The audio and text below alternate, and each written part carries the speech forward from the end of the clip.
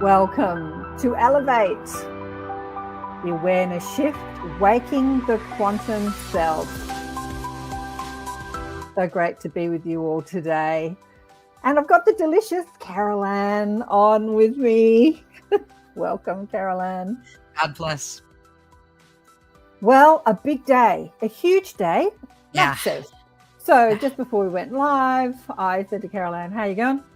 You all set? And she's like, tells me the news that the gorgeous Charlie Kirk, when I say gorgeous, I really knew nothing about him, has been shot. So we've been talking about it, and I looked online, and like everybody's talking about it. Masses of people talking about it. It's happened. How long ago did it happen? A couple of hours ago? Like it's just happened, right? 1 or 2 Eastern Standard Time. Yeah. Well, they were in Utah, so for me it was 1 or 2 o'clock. So yeah.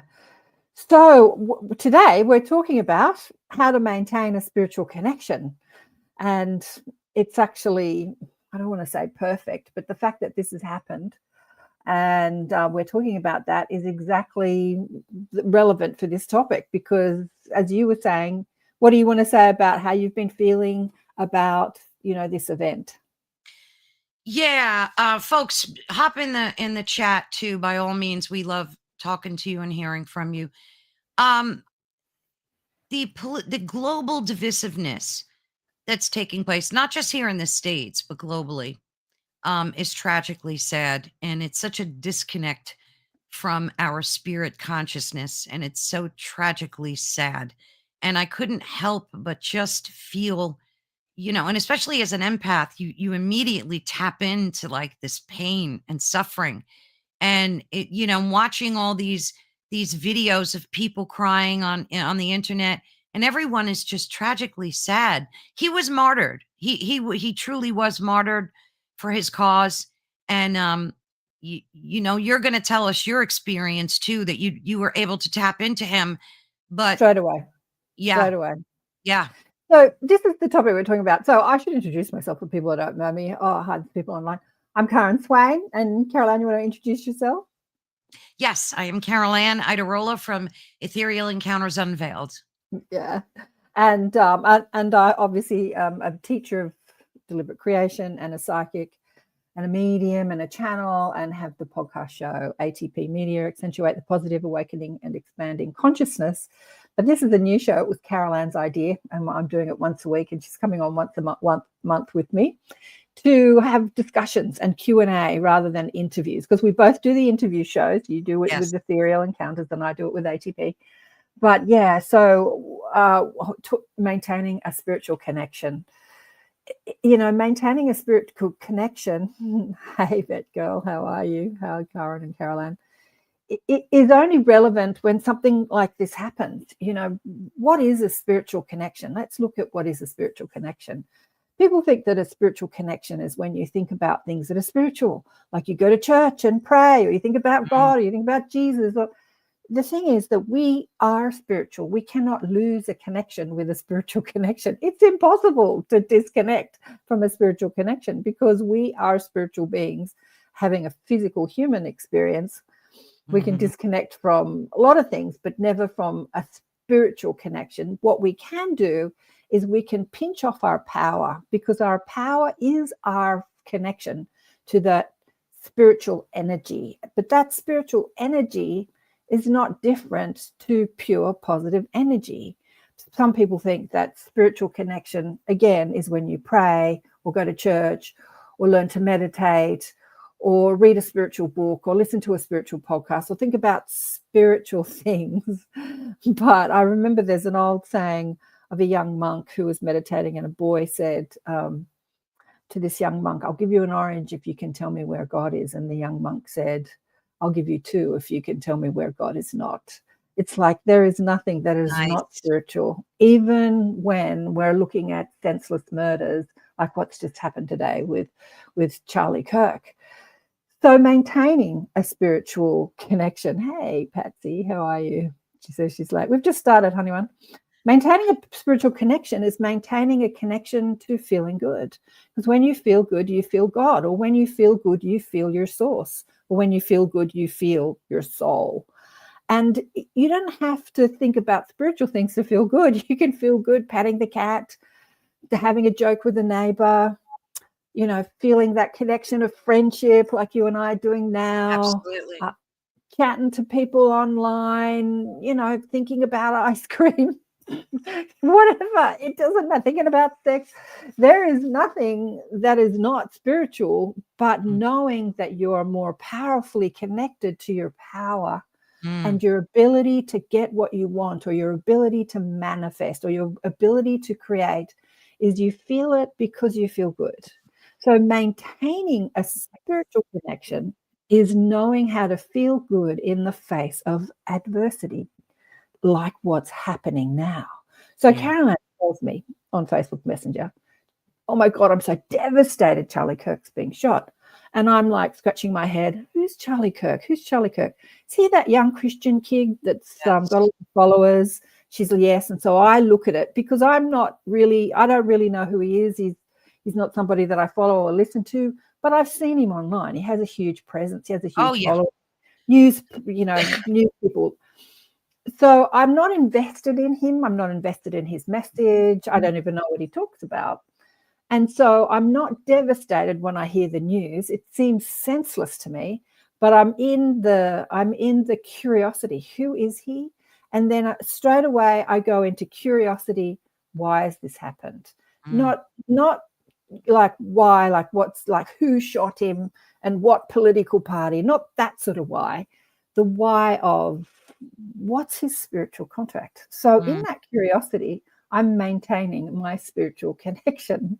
I'm not upset or sad or devastated. You said to me before we went live, I am devastated. I'm sad. I'm devastated and sad, and you're devastated for his young wife, right? Yeah. In your devastation, you're pinching off your spiritual connection. Yeah. So it's true, but I can't how to maintain a spiritual connection. So straight away, he's talking to me. And he's not unhappy that he's dead at all. This is going to maybe piss some people off that want to be devastated or want to feel like this is a terrible thing or a horrible thing. And I'm sort of scratching my head and I'm like, am I making this up? Because I couldn't believe how fast it was that I was talking to him. I don't even know this guy. It's some, human idea that in order to be able to connect to spirit on the other side, I need to know more about people or need to know him personally or something, but that's just not the case. In fact, the opposite is true.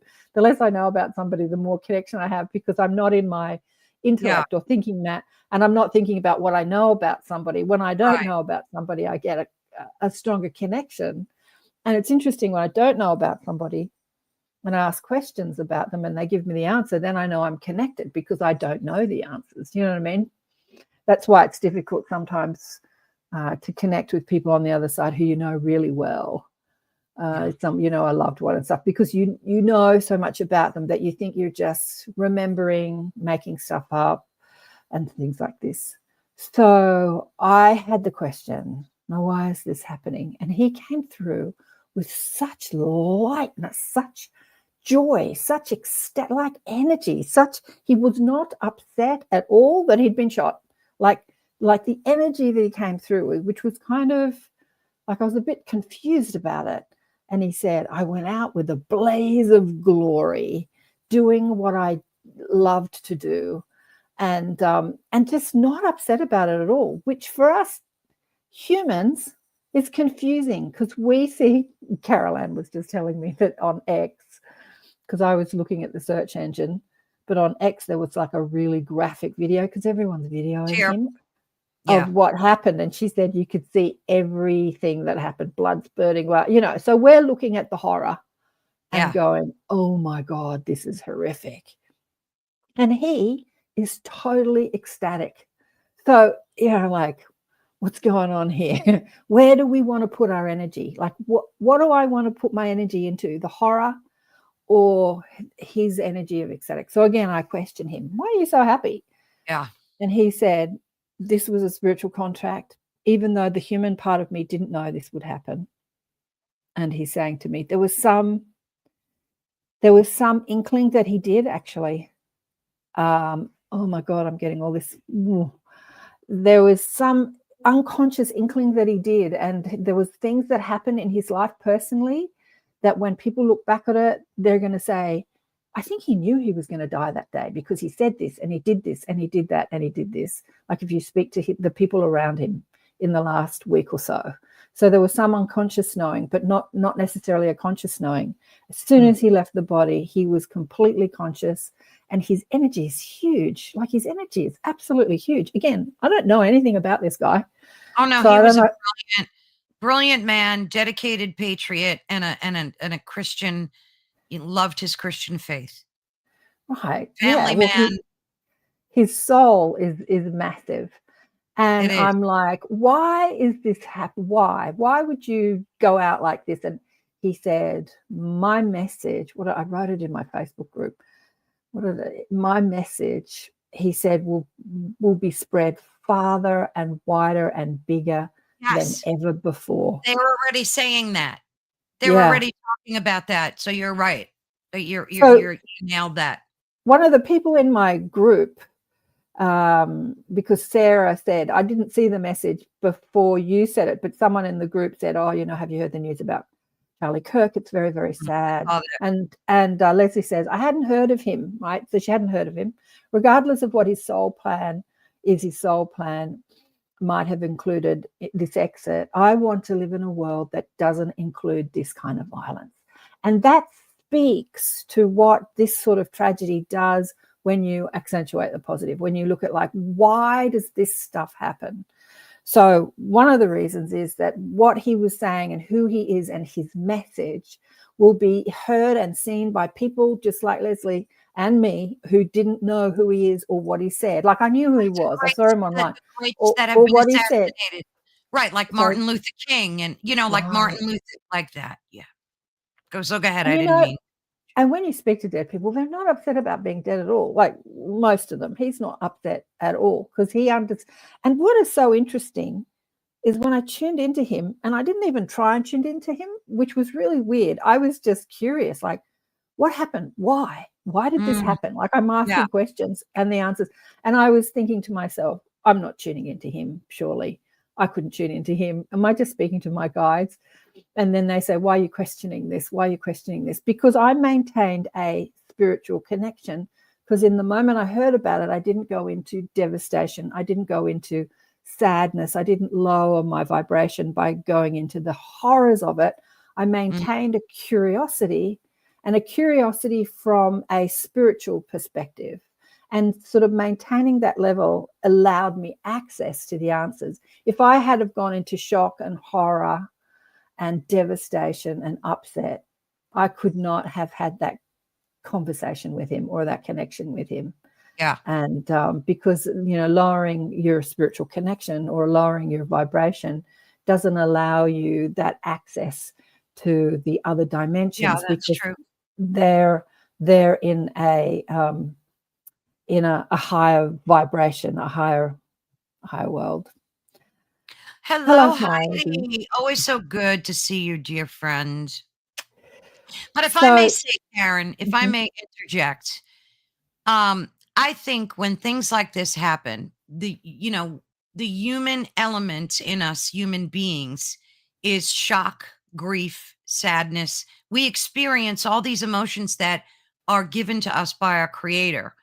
And I think they're absolutely imperative to have, because it's a great loss. And when you lose something, you can't just say, for me personally, I can't just say, well, I don't want to feel these emotions because that's going to disconnect me from my spiritual connection, because I know my spiritual connection is always there, regardless of any emotion that I might be having.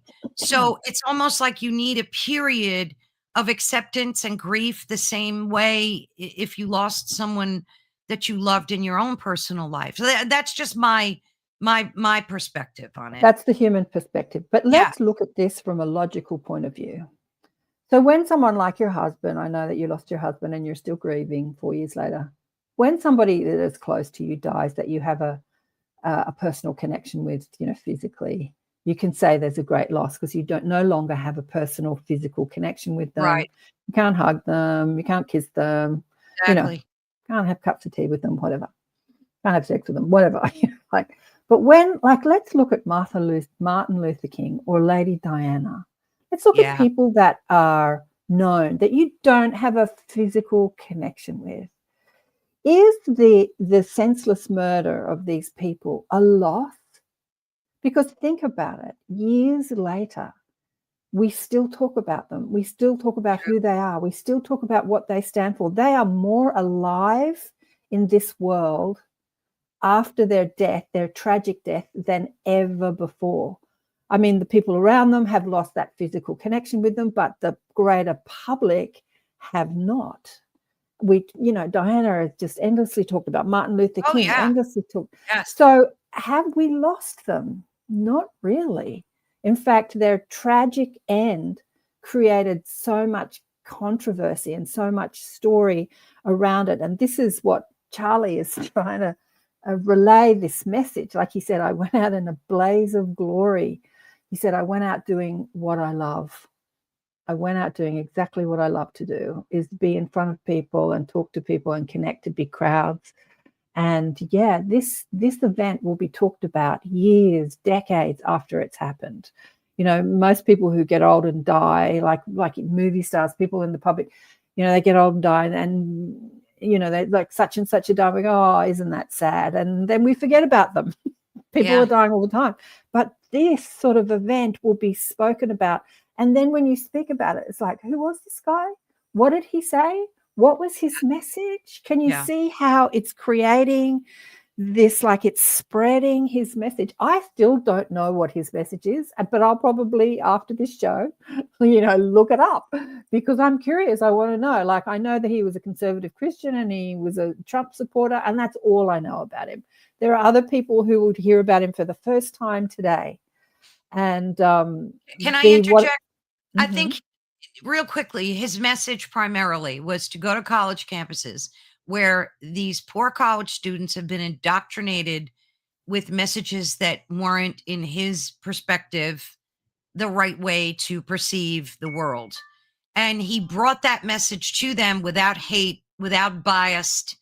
He just wanted them to think for themselves, to be a free, independent thinker, and not to be brainwashed by the school that they went to. He was full of love and light and beauty and everything wonderful. Looking at him, like, as I said, I looked at him when he was alive physically online and saw that he was a political activist and he was a follower of Trump, and sort of like brushed past him, didn't really mean anything to me. Yeah. But now that he's left his body in a senseless, shooting that is like all over the news, like, and everyone's shocked about it, I'm thinking about him and I'm tuning into him, and he's massive. Like, he even showed me in the third eye, him standing in front of me in his physical appearance, but like a giant. And I'm like, whoa, that's really interesting, because I have no good or bad on this guy. I really didn't know who he is. I'm in Australia. I'm not really tuned in to, I think the political scene in America is very entertaining, but I'm not invested in it because I don't live there. Even though some people, when I use the word Trump, some people start attacking me and saying, you're on the wrong side of history. Just mentioning his name. I've been attacked online for just mentioning his name. Yeah. And that's part and parcel to the problem. There's too much divisiveness, globally when it comes to politics. We need to realize that our consciousness is all tied together, aside from earthly things, material things, political things. And that's where a lot of the sadness comes in. And I can't help, as an empath, to tap in to like this global consciousness and sadness, because I just feel it. And I'm just, I have to like work through it myself. Yeah, exactly, Allison. I was thinking of his poor wife, and I said a prayer for her. And I said, I know what you're going to be going through, girl, and it's not going to be easy, but you'll be okay. You'll be okay. You'll, and they have 2 little babies, and it's just, it's on sad, a human level. So Allison, for people listening on radio, we have to read. Yeah. I've just popped up a message from Allison. I feel for his poor wife and little ones. This is what Carolann said to me also before we went live. they are the ones left to deal. I spoke to Diane after she died, and she was definitely worried about the Yeah. boys, her boys. Charlie's little ones are too young to understand. Yeah, I mean, we can go there. A good friend of mine died. I was thinking about this earlier today. A good friend of mine died who was this most incredible musician, incredible Emmanuel Manny, we called him, multi-instrumental musician, amazing. He got cancer and he had a cancer journey. So everyone was prepared for his death. It wasn't a sudden death like this. But at his funeral, his girlfriend came out and people were holding her up as she walked into the synagogue because he was Jewish. And everyone burst into tears when they saw how devastated she was, right? And I was sad too, but Manny was in my head. After he died, he pushed me away physically when he was dying. And he said, I don't believe in you and your spirit guides. And then after he died, he became one of my spirit guides. Oh, that's funny. And he taught me so much about life and death. Such a masterful soul, such a masterful soul. I was so amazed. But anyway, at the funeral, I was talking to him. He was in my head the whole time. And I said, oh, look, she's so upset. And he's like, he's not upset that she's upset. Oh, she'll be all right. She'll be fine. She'll be fine. And I'm like, what are you talking about? Oh, like she's going to find love again. Won't take long. And she's going to find another love and she's going to be fine. And he's just telling me about her future. I never told her this.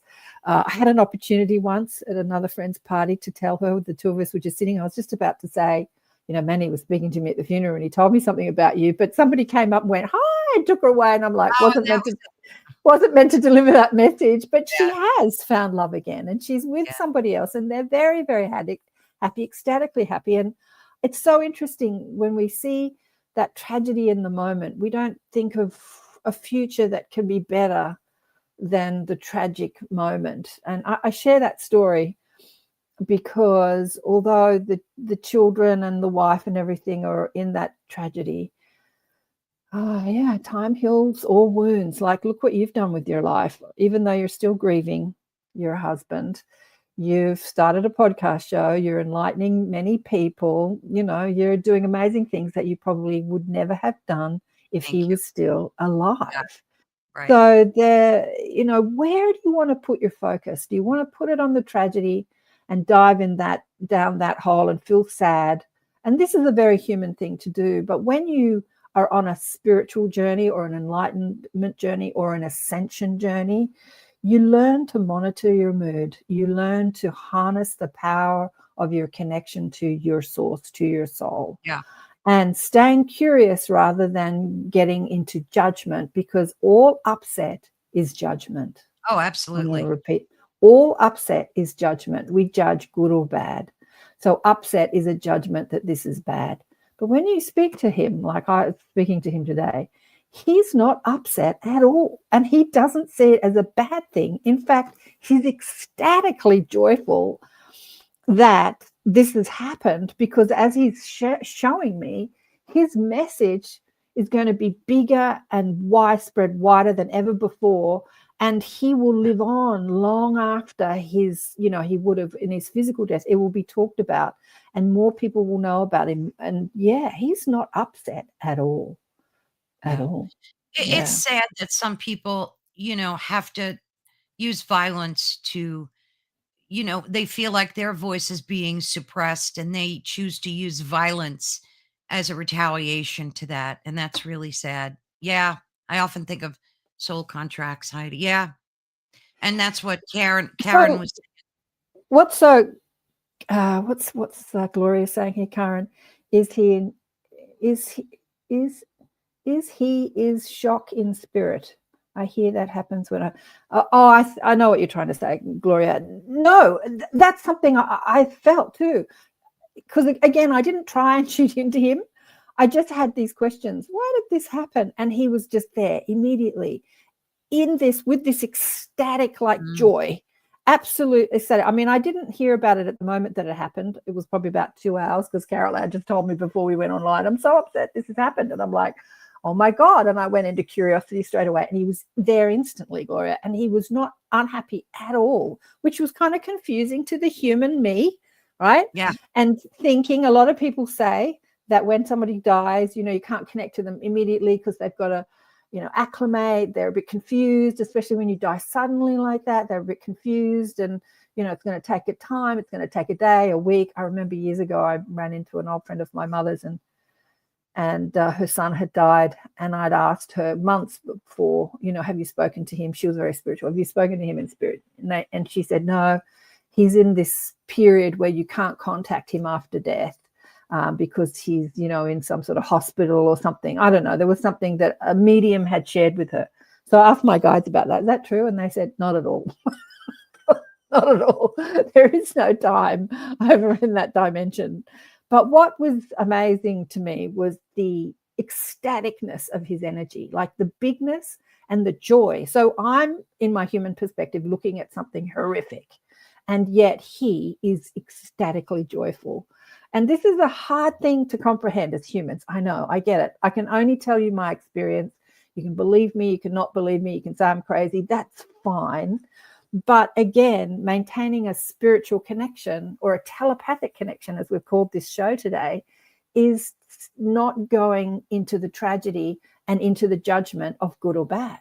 Like, this is a horrific thing that's happened. It's all over the news, and everyone's saying it, and everyone, like the sadness after Lady Diana died. I remember Princess Diana.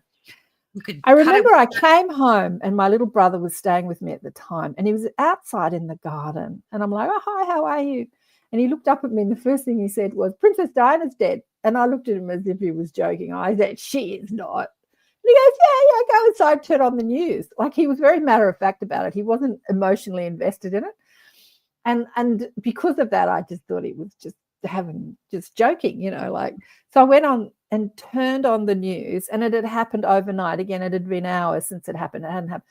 And all I saw were people crying all over the world, like this mass hysteria and sadness. And I went into confusion, like, they didn't even know it. Why are they so upset? Like, I couldn't understand why so many people were crying and upset. And it took about 24 hours, but it took a couple of days. I went over to my girlfriend's place, Kate, and she was having these emotional breakdowns and wailing and crying. And I'm like, whoa. But that mass upset all over the world. The nun that died around the same time, Mother Teresa died around the same time. There was this outpouring of sadness all over the world. It took about 24 hours or so, but it got me, and then I found myself crying along with everybody else. But the overwhelming thought I had after she died is, why are people so upset? They didn't know her personally. In order to be upset, you have to know somebody personally. But yeah, the outpouring of sadness during that time, I've never seen all over the world. I've never seen anything like it. What are you saying here, Leslie? The author of Radical Forgiveness said Princess Diana's death broke open the heart chakra of humanity. Yeah. Something happened, and I felt it. It was, it was amazing. It was amazing. Yeah. It's like a global sadness. It really is. It's, you feel that connectedness, and you just can't help but react. Gloria says here, I've heard that angels dressed as fire. I told you that. That's a story. During September 11, I heard that angels dressed as firefighters were guiding those who died in 9/11. Yeah. When 9/11 happened, again, this shock. I woke up in the morning. It had happened overnight, and one of my clients rang me up, and she said, "Have you turned the television on?" It was about 8:00 in the morning. I said, "No." She said, "Have you seen the news?" I said, "No." She didn't even tell me. She just said, "Turn on the television." So I turn on the television. It's on every station. And I'm on the phone to her watching this going, oh, my God. So, the day was spent watching that unfold. And I was thinking, how can I help? How can I help? And I projected my consciousness, and I went over there with my consciousness to see what was happening. And what I was seeing was, firefighters who were angels, angelic beings that had come into this world and become firefighters. And when they died, just like Charlie, they had instant connection to their soul path, instant knowing. So there wasn't any confusion. A lot of people, when they die suddenly, are confused. They don't even know that they're dead. So a lot Yeah. of people that were sitting at desks typing, and then some bomb goes off, and then now they're out of their body, and they still believe they're typing at their desk, and a firefighter comes along and says to them, it's okay, ma'am, or mister, I'm going to take you where you need to go, follow me. But this is all happening in an astral realm, because the firefighter is a spirit and the person is a spirit. They don't know they're dead, so they follow the firefighters. Oh, he's going to take, something's happened. I don't know what's happened, but something's happened. I'll just follow him. Yeah, so this is what I was witnessing. I was witnessing all these firefighters, angels dressed as firefighters, helping people who had died who didn't know that they were dead. And the people that did know they were dead were in mass confusion.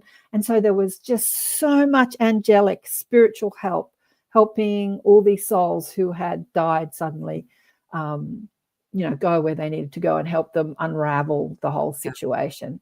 Yeah, it was quite amazing. And I remember just standing there. I wasn't standing anywhere. I was in my consciousness looking at it. I wasn't standing anywhere. Because my question was, how can I help? Let me go over and see if I can help. And realizing they don't need me. They don't need my help. They got this. They got this. It's all, it's all set up. Spirit has planned all this. It's all set up. Yeah. So just like today was all set up. That's what Charlie said to me. He knew as soon as he was out of his body, like the second, he knew that this was exactly meant to happen. And he wasn't upset about it at all in any way, shape, or form. Which is confusing to the human mind, I know. So that's what maintaining a spiritual connection or a telepathic is. Our spirituality, feeling good, is feeling God. Every time you feel good, you don't have to be thinking about anything that you deem as spiritual. Anytime you feel good, excited, the better you feel, the stronger the connection. Yeah. And the stronger the connection, the more power you take back. Well, the thing is that everything we want because we think in the having of it we'll feel good. So we're looking to feel good all the time. And in that feeling good, we take back our power to be stronger manifestors, or for those things that we say that we want. I want this, I want that, I want this. We have that power and the time space to manifest it more powerfully and more quickly. And this is not a I love that story. Yeah, that was an amazing story. I was amazed. At the time it happened, how many years ago, Gloria? It happened, what are we looking at, 22 years ago. I didn't even know I could do that. But that intention to want to help allowed me to do that, allowed me to go over and have a look. Yeah, we are amazing what we can do when we maintain that spiritual connection. Yes, absolutely. So stay curious instead of in judgment. This really helps when something like this happens, to stay curious. We forgot to do it. We forgot to tell people what station we're on. Oh, go right ahead. I'll let you do it. Well, welcome everyone again to United Public Radio Network, which is 107.7 on FM and 105.5 in New Orleans. Where's 107.7? It's in the West Coast? Yeah, I don't know. Yeah, it's in your country, honey. I never say that because I always forget. I think New Orleans, 107.7, I think, is the New Orleans one, and 105.3 is the Gulf Coast. What's the Gulf Coast? The first 107.7 is a Gulf. And I think what difference? It's New Orleans and the Gulf Coast. That's right. It's completely confusing to me. Somewhere in America. Yeah. So any questions about it? It's amazing that we're talking about maintaining a spiritual connection, and then something horrific like this happens. And then talking to Charlie and feeling his energy, the ecstatic joy of his energy after he's just been shot. The ecstatic joy of his energy. So here's the dead people happy, dancing, doing the happy dance, and everyone on earth is crying. It's kind of weird, isn't it? Yeah, it's just a part of our humanness, I think. You just can't, I would think that even the most spiritual person on the planet, like Buddha, would, if he lost his mother, couldn't help but feel that sense of grief and loss. It's just, It's part of being human. And I praise it, and I honor it, and I acknowledge it, and then I let it go. I mean, that's just how I deal with it. Well, I would say to you, it was part of being human. I think that as we ascend and shift into a new consciousness, we understand from our soul's perspective who we are and what we're doing here on earth. And so the reason that people who are dead are not upset that they're dead, they understand that this human experience is the dream that they've created, and they're back home in the place of who they are in reality. So, it's a bit like if you're an actor on stage or in a movie, it can be sad when the movie wraps up or the play finishes and you're not acting that role anymore. Like, you can be sad because you enjoyed it. But at the same time, you knew it's not really who you are. You were just on stage. You were just playing a role. That's And a good analogy. from that perspective, that's exactly how people, many, I won't say all, because there is some, depending on the consciousness of the person. So, right, okay, a million people talking at once. I get that sometimes. I fall over my words because I've got so many messages coming in at once. Depending on the consciousness of the person at the time they died, they will have that instant recognition at the moment of death. And the more conscious you are during your physical life, the more you'll have that knowing when you transition, the moment you transition. Yeah. But the less conscious you are during your physical life, you maintain that identity even after death. And then you need some help from your spirit guides and your higher self and your spiritual team to help you remember that you were actually just, playing that role on a stage, and it's not the reality. It takes some sort of unsticking, ungluing from the human identity. But the more conscious you are, the more beautiful the death, the more ecstatic the death. So some people that die in horrific circumstances, that are very depressed. I had one guy who helped me with my book, Awakened by Death, who was an astral traveler. He used to travel in the lower astral realms. His mother was very mentally challenged during her life, and in the lower astral realms, she was still in what he called a hospital, unraveling those sort of demented thoughts, and because she hadn't sort of unraveled them after her passing. But and so he would see her as being in a hospital and getting help from people in the hospital. So that was the sort of way it was set up for him in his human mind. She was over in another dimension, getting some help to unravel those thoughts, those limiting ideas, and to realize that they're not the truth of who you are. So you can do that when you're dead, but you can also do that when you're alive. And when you unravel those thoughts of limitation, your physical life becomes so much more ecstatic and beautiful. And, you don't have thoughts like, get me out of here. I hate this place. You're like, you enjoy your life rather than hating your life because you're not indulging in negative thinking. Yeah. What time is it? We've got about half an hour to go. You had some other things that you wanted to talk about. Any questions about Charlie from anyone in the chat? Or maintaining a spiritual connection? Yeah, sorry, Carolann. What were the other questions? That's fine. I guess we could hop to the life event or aha moment that led you to your spiritual path. Was there a particular one for you? A type of epiphany, maybe? I mean, everybody has a different, then they talk about Kundalini awakenings. And, I definitely had one that stands out in my life that I remember profoundly. But so for you, Karen, there was no. I've had many epiphanies and many amazing spiritual experiences, but there wasn't one that woke me up. I mean, it all started after Mum died when I was a teenager, and I would dream about her over and over again, and she told me she wasn't dead. And I didn't understand, because I didn't understand the whole life and death thing then. I didn't understand that I was in another reality and I was actually with my mother, because it was so real. I didn't even know that I wasn't on Earth. I just thought that she'd faked her death, did an Elvis, as people say, he faked his death. And every time she said she wasn't dead, I'd say to her, where the hell have you been if you're not dead? Like, you've been hiding from me. And I was always really upset. And that happened for years. but it was a slow burn for me. And my guides woke me up from the moment I was a kid, bringing me messages of who we are beyond this physical life. And so many, many things have happened. I could talk about it endlessly, but I want to hear your one that was like the epiphany for you. Yeah, I've had many throughout. I look at my trip here to where I'm at right now was like a slow burn too, but I did have one when I was about 15 that I'll never forget. And it was, and it wasn't like the beginning of it, but it was such a journey that it definitely took me to the next level, I would say. I was reading a book called Cosmic Consciousness by Buck, and I At was about 15. 15. Yeah, I was already like in Into it, it. I was Yeah. in it.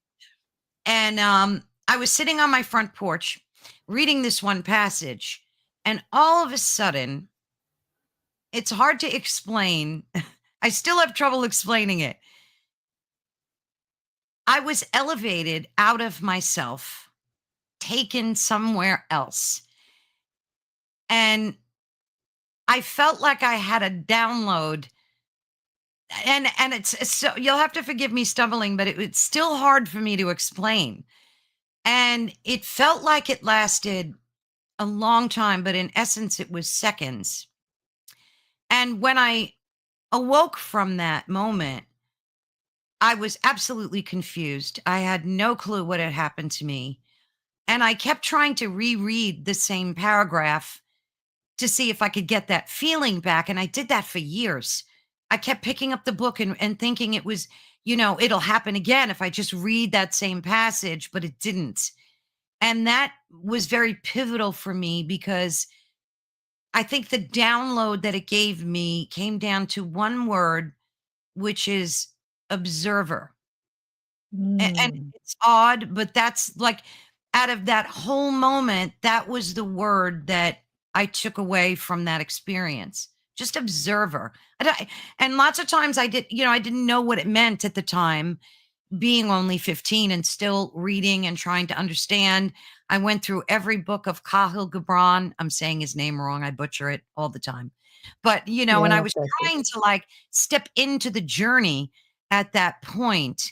But like you said, it is a slow burn. It takes a very long time and it's still unfolding. But there was that I one moment. was that one moment at 15. I'm sure that, during conversations you've had with people on your show, you're having epiphanies, because I have, Oh, over the definitely. last 15 God, years. I think Garnet Schulhauser was the one that cracked me open.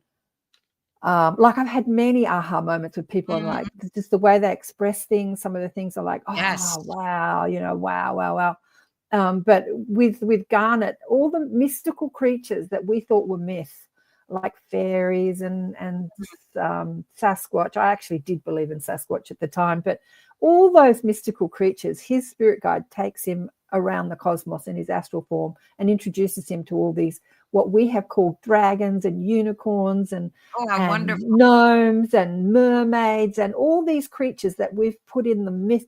They're real creatures. They're real creations, whether they're living in the physical world or they're in dimensions that cross over between physical and other dimensions. They say that Sasquatch, we were talking about this with Penelope Smith on the show this week, who's an animal communicator. She remembered a past life as a Sasquatch, and she was saying that, she had the ability to shift her frequency so that she could be invisible, but basically she was shifting dimensions. She couldn't be invisible to the physical human eyes unless you were psychic. You could still see her with your psychic eyes.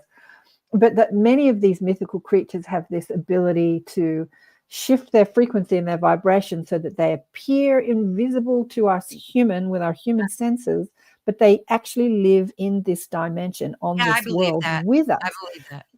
And Garnet reached out to me over 10 years ago, and when he was telling me these stories, that was really like, wow, these are real. That was really, I loved that. Like, wow, this is all real. This isn't just fantasy and made up. This is real. And that really expanded my worldview of looking at the world like nothing. Of course, as a teacher of deliberate creation And my guides have always said that you can create anything you think is a creation. Like the Seth book said, every thought you have becomes some sort of manifested creation, which blew my mind when I was in my 20s. I didn't understand how that could be possible. But thought creates. It's just the power behind the thought. It doesn't necessarily create in the physical experience, because the physical experience is slowed down light, slowed down frequency, slowed down vibration. But when you think something, it's manifested instantly in the higher realms, which is faster energy. It's manifested instantly. So I remember, I think in the Seth books, he said, when somebody rings you up and says, come for lunch, and you have the thought, no, I want to wash my hair. No, I'd like to stay home. Yeah, that'd be nice. Like you have a few thoughts. He said every thought you have becomes a decision, becomes manifest. And some people talk about that as parallel realities. But depending where you put the energy and the focus in this dimension is the one that will create in this dimension. So you could think, no, I can't be bothered. And then it might take some energy to go, yeah, that sounds nice. And then you start thinking, oh, I'll wear that dress and I'll put that on and we'll go to this cafe. Even before you've hung up the phone, you've started like putting energy behind the decision to go to lunch with somebody, right? And then you follow that path. But all those other paths are happening in another dimension, but the one we're experiencing is the one we put energy behind. So it's really interesting. But when my best friend committed suicide back in 2000, I think it was, I had an amazing experience. On the day that she did it, I was in the shower around 4:00 in the afternoon, and my mother appeared to me. I've written about this in my book. My mother appeared to me as a floating head in the shower. She'd been dead for many years. And she turned, did I tell you this on your show? And she turned and looked at me, and I said, I'm too busy. I haven't got time to chat. I've got to cook dinner, and I've got to get Annika to the school play, and I've got to drop off the, the outfit, and I'm really busy. I don't have time to chat. But that was the day, that was the moment that her body was found. At the moment I was in the shower, my mother came to me. That was the most visceral, real experience I'd ever had in my whole life. And it was funny, I was pushing it away. So I was sitting in the bottom of the shower, just letting the hot water run over my body, just sitting cross-legged, just like taking 5 minutes out because I was a busy single mum. And then this head appeared in my third eye, and her profile, and then she turned and looked at me. And as soon as she turned and looked at me, this floating head, I went, whoa, I just don't have time for this right now. And I opened my eyes to try and stop the experience, and every other sense was engaged. I could smell her. I could feel her. Like just every aspect of knowing what it's like to be with somebody in their physical presence was engaged.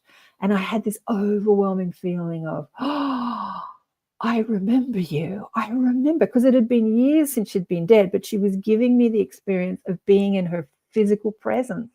And it was so amazing. And I was just sitting in the shower, just like having all these experiences, like these senses engaged. In senses I can't even explain. Like when you're in someone's physical presence, maybe even online, there is a sense of feeling them that you might not be aware of, but it's there. Maybe you thought about this after your husband passed, right? That physical presence. That was engaged at the moment that I was having this experience. And I said to her, you've come to tell me something, but I don't have time. I'll call you back tomorrow, right? And in the morning was when my ex-husband rang me to share with me that my best friend her body had been found. And I knew that Mum had come to share that with me. And in many ways, I'm kind of glad I didn't listen, because I would have been upset that night. And it was in December, and my daughter was doing the school play at the end of the year, and we went out that night to, see her in the school play. So I'm kind of glad I didn't know the night before, actually. Yeah, I was thinking that. Yeah, but that was one of the most amazing physical experiences I've had with spirit. But at the same time, Carolann, Mum, who had come to me in spirit and given me this sensation of being with her in a physical sense, was also reincarnated into another body. So it's really interesting that she could come to me in all her mumness that I remembered, and yet she was also living a life as somebody else in this physical dimension. Did you know who that was, or? Yeah. Oh, no Yeah. kidding. Yeah. How did you Yeah. come to find that out? When the baby was born, it's obviously a family member, not my daughter. When the baby was born, I was told. I felt mum around. I was holding the baby after she came out of hospital, and I felt mum around, and I had this thought, oh, mum's here to see the baby. That's nice. And then my guide said to me, that's not what you're experiencing, Karen. And I said, it's not? Like, I can feel mum. Like, it's not? And they said, look into the baby's eyes. They didn't tell me. They asked me to figure it out for myself, right? And so Oh, I looked down into the baby's eyes because I was holding her. And I just went, oh, my God, you're back. that's funny. and funny, her parents, well, one of them is an atheist and the other one's a staunch Catholic. Funny, didn't believe in any of this stuff, so I didn't share it with them.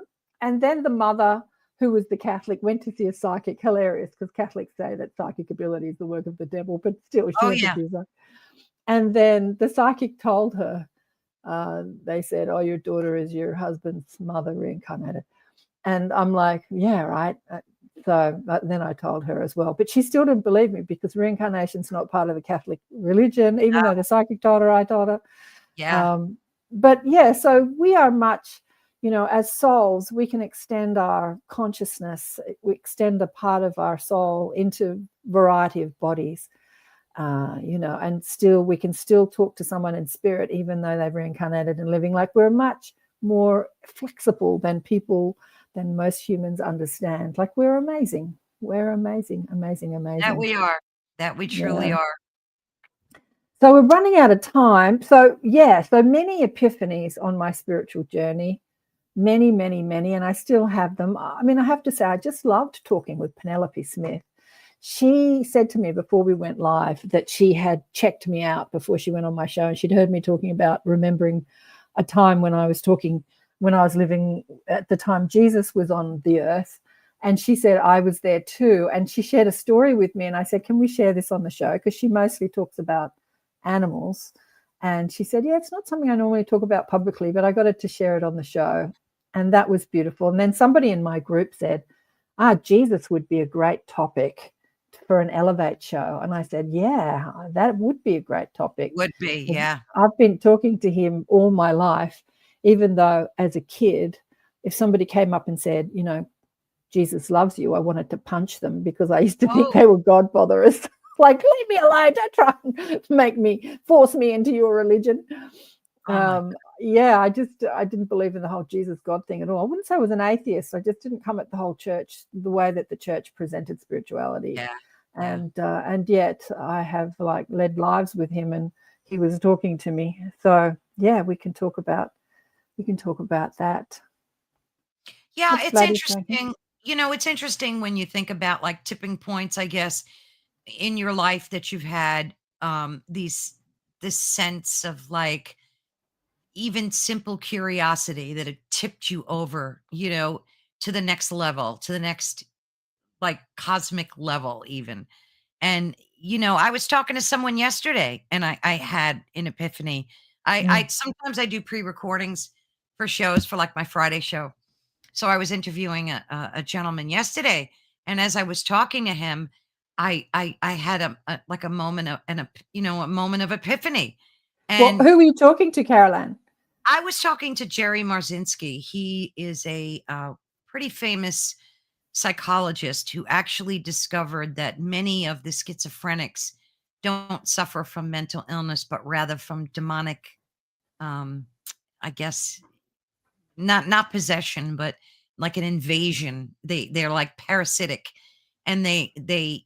Well, I'll tell you a story. We'll get to your question in a minute. We're running out of time. Got 6 minutes left. The girlfriend of mine who killed herself when she was 36, she was the one that was really upset about Princess Diana. It was really weird. The whole thing's really weird. She was a country She killed bumpkin. herself. Yeah, She committed suicide. She was the one that my mum came to tell me about in the shower. She was found dead the next day. At the time Mum came, 4:00 in the afternoon, is the time that her body was found. Anyway, which was the time I was in the shower talking to Mum.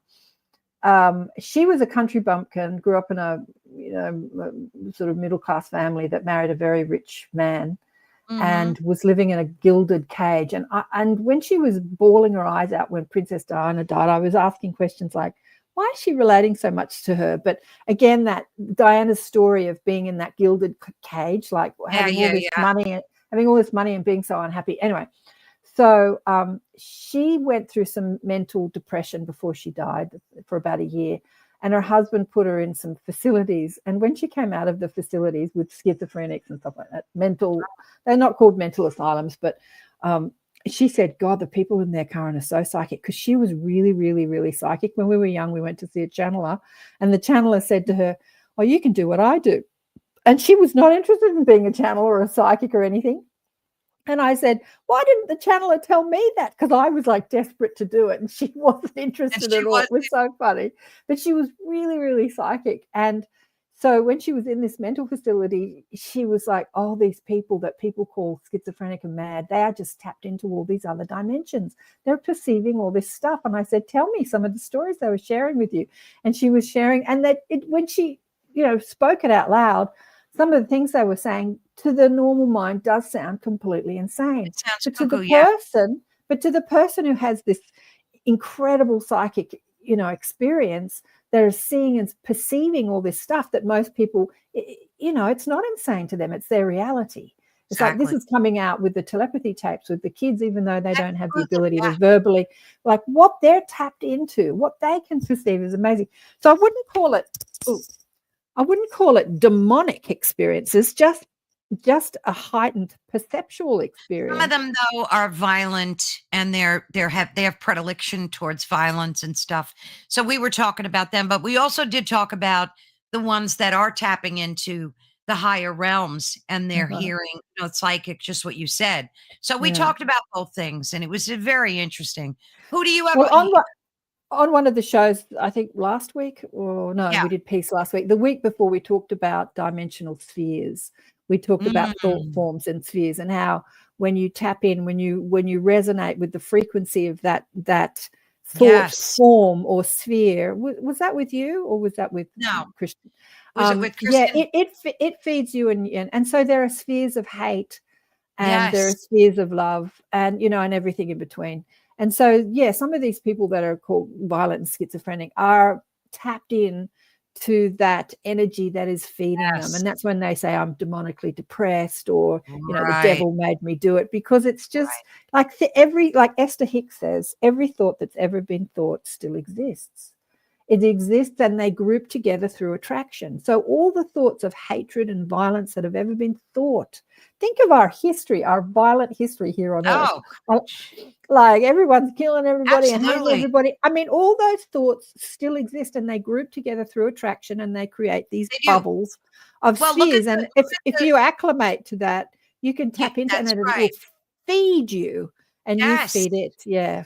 So I mean, look at the stone tape theory. When you go in a house that is haunted, or there are entities, the stone, the building records the memories. And I believe that to be true too.